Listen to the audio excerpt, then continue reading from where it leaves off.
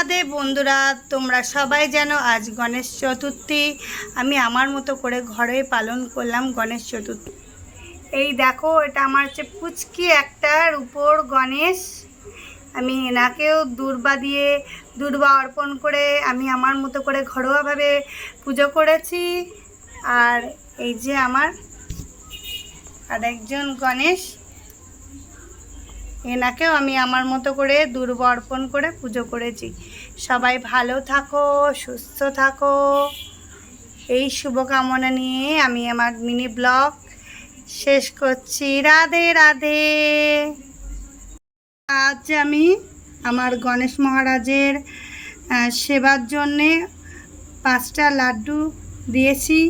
এই কালো মতো যেটা আছে এটাকে অন্য কিছু কেউ ভেবো না, এটা হচ্ছে তুলসী পাতা শুকিয়ে গিয়েছে, তার জন্য আমি কিনে আনি তো তুলসী পাতা, সেটা কদিন চলে শুকিয়ে গেলে, তার জন্যে।